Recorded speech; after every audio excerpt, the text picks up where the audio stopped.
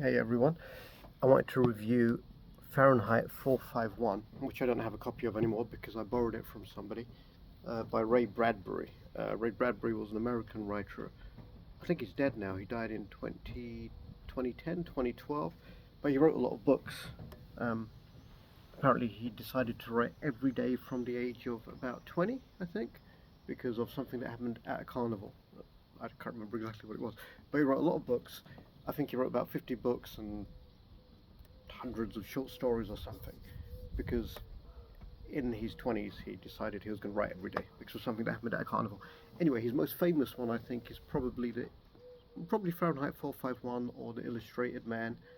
Um, and Fahrenheit 451 I probably was written in the 60s. I don't know, maybe even earlier. But it's a dystopian novel. There was a lot of writing of dystopian novels back then, probably because of what had happened with wars and the development of nuclear weapons, um, and things like that.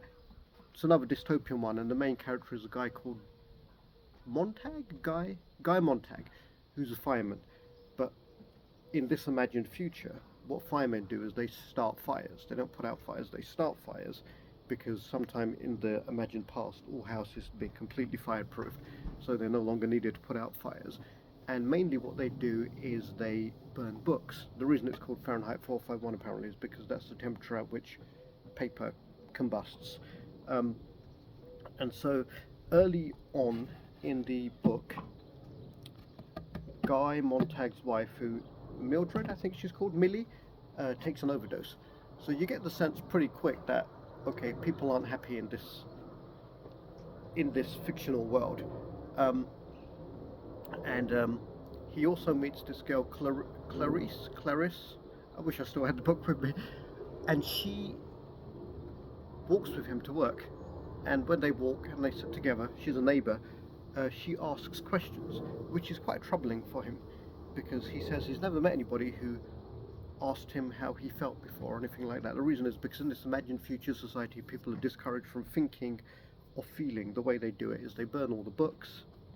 Um, Everybody's walls are giant TV screens, and they just sit there staring at the screens, which I guess isn't too different from everyone who just walks around staring at their phones right now, right? Um, but that's about misinformation rather than, not all of it, of course, um, ra- rather than stopping them from feeling or thinking too deeply. But some TV shows, I guess, are all about stopping you from thinking. Like you've got Nigel Farage TV, I call it GB News. Can you believe it? People actually voted those morons in to run some boroughs. I doubt any of them know any of their policies. They just want to stop the boats, and get their country back. Where's the country gone, by the way? It's right here. Fucking retards. Um, but back to the book.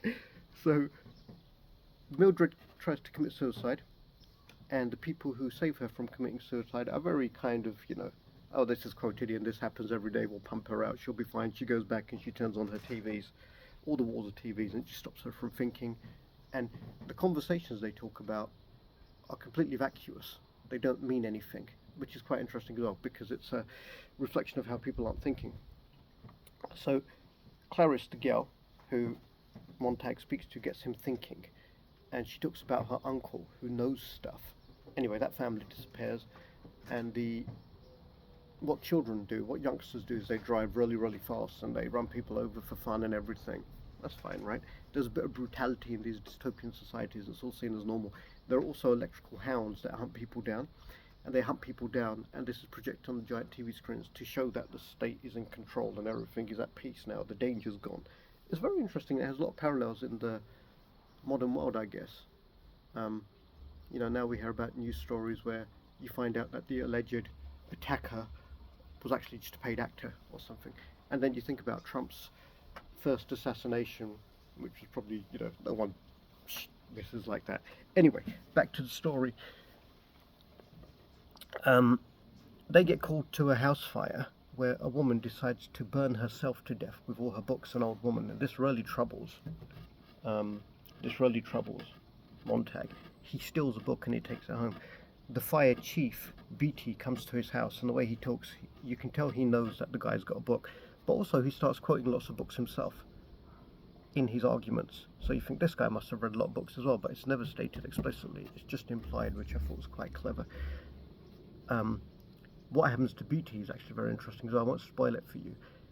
After seeing the woman burn herself alive, after finding out that Clarice is dead, Montag remembers that he met an old guy in a park once who had a book, and he wrote down his address and gave it to Montag. Montag finds this guy eventually, and by this time, Montag's being hunted as a enemy of the state.